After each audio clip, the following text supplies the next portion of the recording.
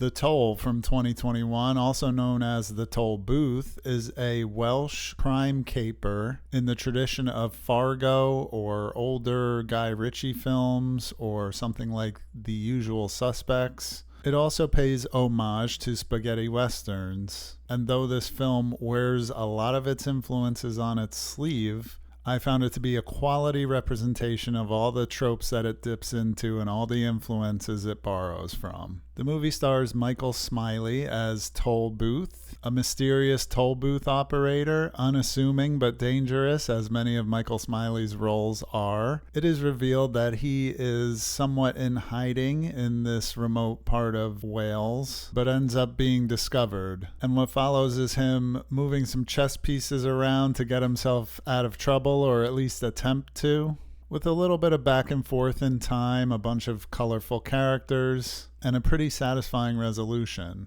I actually watched this movie for Honest Elwy, who I talked about in a previous episode when I reviewed her movie The Feast. I loved her in that, and I wanted to see more. And she was great in this role as an even-handed traffic cop, a little bit of a rookie who may be in over her head kind of thing. And it was cool after watching The Feast to see her in a role where she was speaking mostly in English throughout the film. This movie was an absolutely solid and serviceable 3 out of 5 stars. It won't set the world on fire, but if you enjoy the kind of movies I was describing at the beginning of the review, and you don't mind a movie in that vein that wears its influences on its sleeve, then definitely check out The Tollbooth or The Toll, whatever it's called in your region. Don't Deliver Us from Evil from 1971 is an infamous French film about 2 young Catholic schoolgirls who make a pact with Satan and decide to be evil for no apparent reason. This movie is very controversial. It's been banned in many places, including its home country of France. But I think most audiences today will recognize that there are way worse things out there. And even though this film is very blasphemous and contains scenes of sexual assault involving characters who are underage, though the actresses weren't at the time of filming. What actually offended me about this movie were scenes of actual animal cruelty. That's right,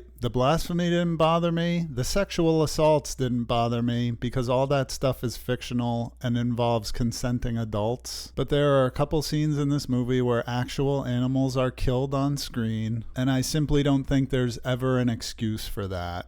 Now I know the history of animal use in film is a very dark one. I'm not blind to that, but that doesn't mean I can't call it out when I see it. With all that out of the way, there's some very interesting character stuff going on in this movie. There's a very real sense in which one of the girls tends to be putting the other one into the more dangerous situations, so there's a bit of manipulation going on there that I think is just under the surface. It's not apparently obvious. And the ending is really good. I won't spoil it, but what the girls choose to do when they kind of go too far and know that they're cornered seems to be satisfying whether you're rooting for the girls or against them, which I was somewhere in the middle. This movie had a lot of potential to be great, but because of the animal stuff, I'm never going to watch it again. If you want to see movies that are like this, that are much better, I would recommend Poison for the Fairies and Alucarda as alternatives. Baby Assassins 2 is the sequel, obviously, to Baby Assassins. This is an action comedy series out of Japan that, at the time of this recording, has 3 movies as well as a TV show. In this one, our assassins, Chisato and Mahiro, are put on suspension with their employers when they fail to pay for their insurance because the bank where they're trying to make their payment gets robbed. At the same time, 2 other assassins get bad information when somebody tells them that if they kill employed assassins, they can become higher ranked assassins. I'm not explaining it perfectly, but it's a situation where the 2 bad guys want to take out our heroes and take their place, essentially, within the organization. I loved the first movie, and this one is even better. The main kind of thing about these movies is that the 2 girls are just chill.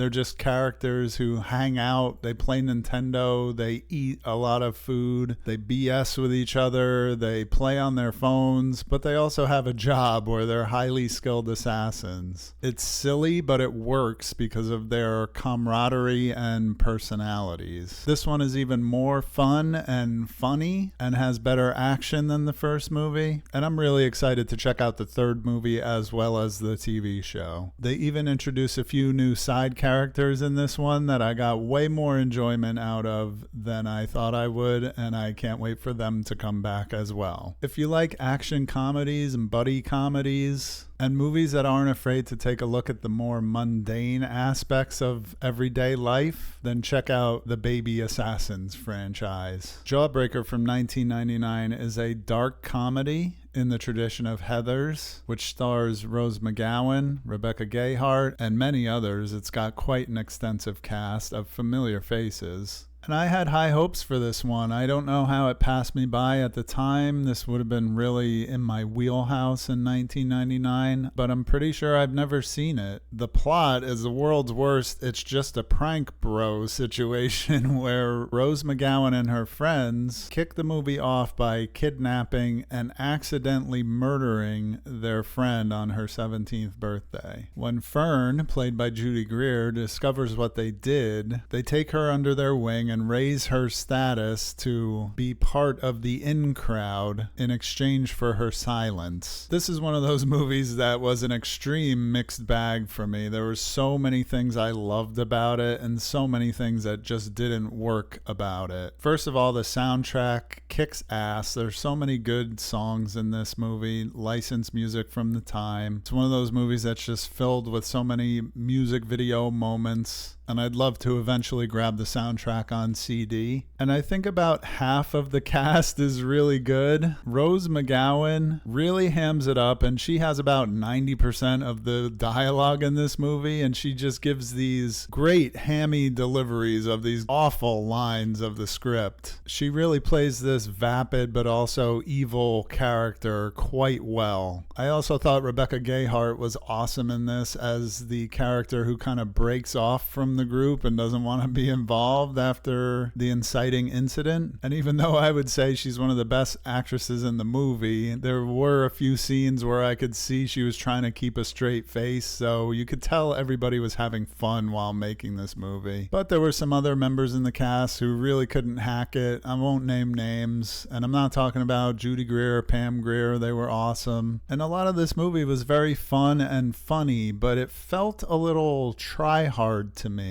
Like they were trying to make something that was really transgressive, like a John Waters or a Greg Araki film, but they just came off as a little artificial. So I definitely didn't hate this movie. I'm glad I checked it out, but I watched it digitally, and I'm also glad I didn't buy the Blu-ray. Having said all that, if you like these kind of late 90s dark comedies with a transgressive edge to them, and you haven't seen Jawbreaker, definitely check it out. Don't let me dissuade you, because most people actually really love this movie. Maybe it's just that I don't have the nostalgia for it. And that'll do it for this episode. Thank you for watching until the end. If you like these short movie reviews that I do, I have a whole playlist of them on my channel. Thanks again for watching, and I'll see you on the next one.